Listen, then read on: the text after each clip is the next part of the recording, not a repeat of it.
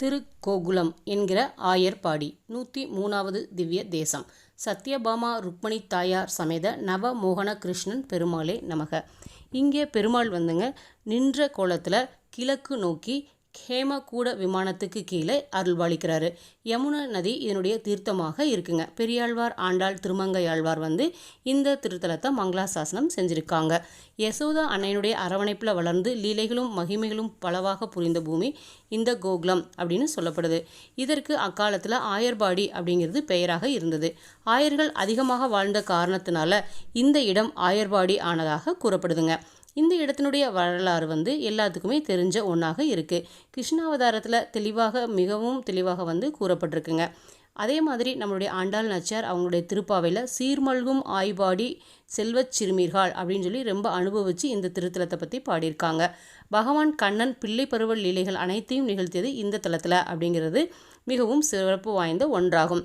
அவர் வெண்ணெயை திருடினது, உரலில் வந்து அவங்க அம்மா அவங்கள கட்டினது, பூதனையை வந்து மாய்த்தது, சகடாசுரனை வைத்தது, திருநாவர்த்தனை வந்து வதைத்தது, அதுக்கப்புறமா நம்ம கம்சனை வதம் செய்தது, யசோதா அம்மாவுக்கு அவங்களுடைய மண்ணை சாப்பிட்டுட்டு வாயை திறந்து காமிச்சார் இல்லைங்களா, அப்போ அந்த உலகம் தெரிஞ்சது. இந்த மாதிரியான கிருஷ்ணன் அவருடைய குழந்தை பருவத்தில் நடந்த அத்தனை லீலைகளும் நடந்த ஒரு இடமாக இது இருக்குங்க.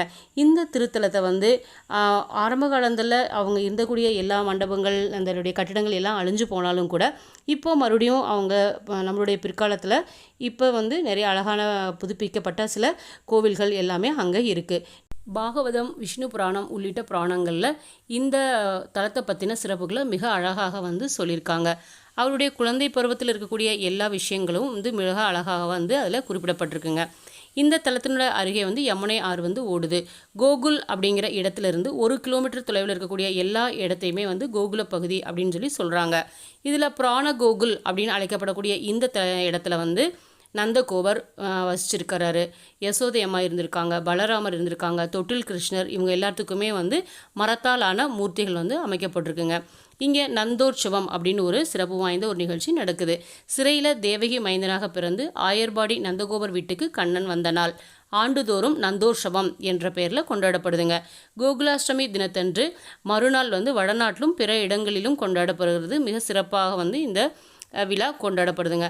அடுத்து பிருந்தாவனம். இந்த உத்தரப்பிரதேசம் மதுரா மாவட்டத்தில் அமைந்துள்ள இடம் பிருந்தாவனம். கண்ணனின் இளமை கால வாழ்க்கையோடு தொடர்புடைய இடம் வந்து விரஜ பூமி அப்படின்னு அழைக்கப்படுது. இதுக்கு முந்தின பதிவில் நம்ம இதை பார்த்துருப்போம். இந்த விரஜ பூமியானது பெரும்பகுதி உத்தரப்பிரதேசத்தில் இருக்கக்கூடிய சில பகுதிகள் ராஜஸ்தான் மற்றும் ஹரியானாவிலும் அமைந்திருக்கிறது. ராதி மற்றும் கிருஷ்ணர் வழிபாட்டுக்காக எண்ணற்ற கோயில்கள் வந்து இந்த பகுதியில் அமைக்கப்பட்டிருக்குங்க.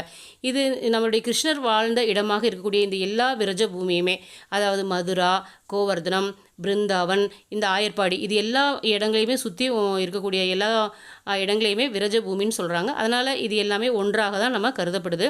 நம்ம ஆழ்வார்களெல்லாம் பெரியாழ்வாரும் ஆண்டாள் அம்மாவும் தனித்தனியாக வந்து மதுராக்கும் பாட்டு பாடியிருக்காங்க. இந்த ஆயர்பாடியில் இருக்கக்கூடிய கிருஷ்ணனுக்கும் பாட்டு பாடியிருக்காங்க. மதுராவில் இருக்கக்கூடிய கிருஷ்ணர் பிறந்த சிறைச்சாலை இருந்த இடத்துல உள்ள கோவில் வந்து கிருஷ்ண ஜென்ம பூமி அப்படின்னு சொல்லி அழைக்கப்படுதுங்க. அதே மாதிரி இங்கே இருக்கக்கூடிய யமுனை நதியில் தான் காளிங்கன் வந்து அவருடைய நர்த்தனம் ஆடி கிருஷ்ணர் வந்து அவரை அடக்குனார். அதனால் இந்த இடம் வந்து யமுனை நதியும் மிக சிறப்பாக கருதப்படுதுங்க.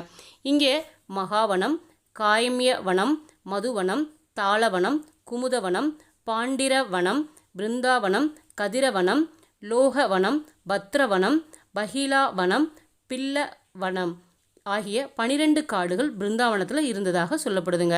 இவற்றுள் 7 வனங்கள் வந்து யமுனையில் மேற்கு கரையிலும் 5 வனங்கள் கிழக்கு கரையிலும் அமைஞ்சிருக்கிறதாக சொல்கிறாங்க. ஆண்டாள் வந்து யமுனை நதியை தூய பெருநீர் யமுனை துறைவனை அப்படின்னு சொல்லி அழகாக சொல்லியிருக்காங்க. அதாவது தூய பெருநீர் அப்படிங்கிற மாதிரியான அழகான ஒரு ஓமையை வந்து நம்ம யமுனை நதிக்கு வந்து ஆண்டாள் அம்மா கொடுத்துருக்காங்க. கண்ணன் அந்த இடத்த தான் சீர்மல்கும் ஆய்பாடி அப்படின்னு சொல்லி சிறப்பாக குறிப்பிட்டிருக்காங்க. இங்கே தினமும் ஆட்டமும் பாட்டமும் இருக்கும் அப்படிங்கிறத உரியை முற்ற துருட்டி நின்று ஆடுவர், நறுநெய் பால் தயிர் நன்றாக தூவுவார், சென்றி மென் கூந்தல் அவில திளைத்து எங்கும் அறிவிழந்தன ஆயர்பாடி யாயரே என்று பெரியாழ்வார் மிக அழகாக வர்ணிக்கிறாருங்க. அதுக்கப்புறம் கேசிவாட், காளிய மதன்காட், சீர்காட், ரமத்ரேதி, வம்சீவட், சேவாகுஞ்ச், நிதிவனம், பாங்கே விஹாரி மந்திர், ராதா ரமன் மந்திர், கோவிந்தஜி மந்திர் ஆகிய இடங்களை வந்து இங்கே நம்ம காணலாம். இது எல்லாமே வந்து கிருஷ்ணர் நடந்த லீலைகளில் இருக்கக்கூடிய ஒவ்வொரு இடங்கள்லையும் எங்கெங்கே லீலைகள் நடந்ததோ அதுக்கு ஒரு சிறப்பாக ஒவ்வொரு இடத்தையும் சொல்லி அங்கே வந்து ஒரு கோயில்களை அமைச்சிருக்காங்க. கிபி 16ஆம் நூற்றாண்டு வரை வந்து காடுகளாகவே இந்த பிருந்தாவனம் வந்து மறைஞ்சிருந்ததாக கூறப்படுகிறது. சில காலம் கழித்து சைதன்யர் என்பவர் கிருஷ்ணர் பிறந்து வளர்ந்து வாழ்ந்த இடங்களெல்லாம் காணணும் அப்படிங்கிற விருப்பத்தோடு இங்கே வந்தபோது பிருந்தாவனத்தை வந்து கண்டறிஞ்சாருங்களாம். காடுகளில் மயில்கள், கால்நடைகள், குரங்குகள், பல்வேறு பறவைகள், இனங்கள் எல்லாமே வந்து நிறைய காணப்படுதுங்க. கிருஷ்ணர் அவதரித்த மதுரா, ராதை அவதரித்த பர்சானா, ஆயர்பாடியான கோகுலம் ஆகியவை எல்லாமே விரஜ பூமிக்கு கீழே வருதுங்க. 285 கிலோமீட்டர் சுற்றளவு கொண்ட இந்த விரஜ பூமியை வலம் வருவது அப்படிங்கிறது விரஜ் பரிக்ரமா அப்படின்னு சொல்லி அழைக்கிறாங்க. இதை முழுவதுமாக வளம் வரணும் அப்படின்னா 2 மாதங்கள் வரை ஆகும் அப்படின்னு சொல்லி சொல்கிறாங்க.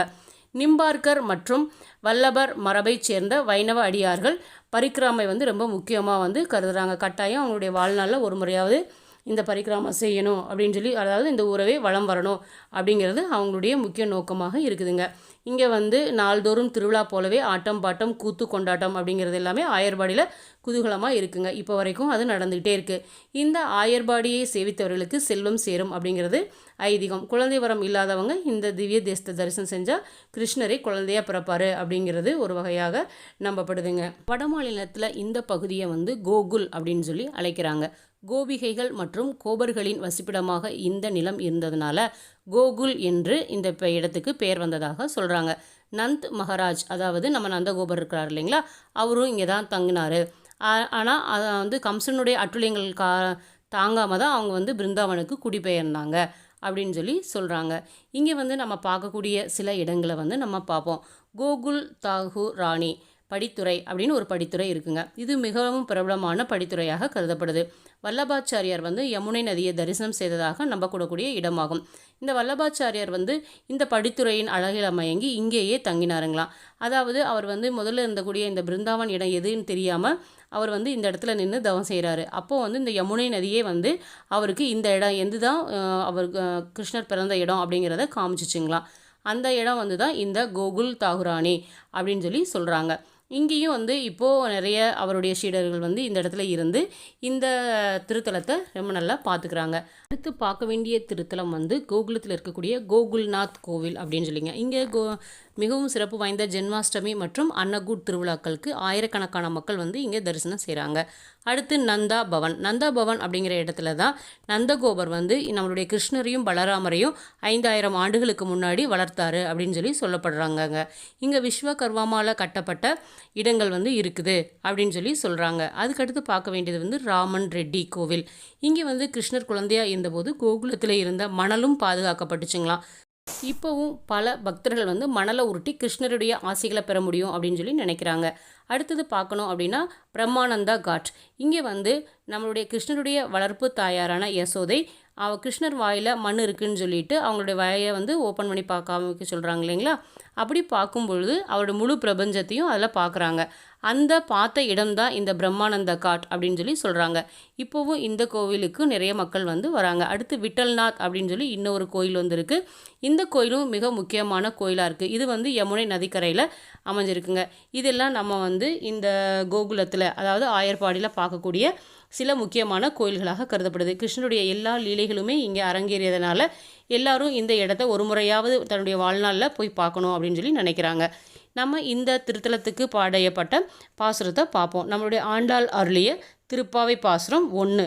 4000 திவ்ய பாசுரத்தின் வரிசையில் 474 இந்த பாசுரம் அமையுதுங்க.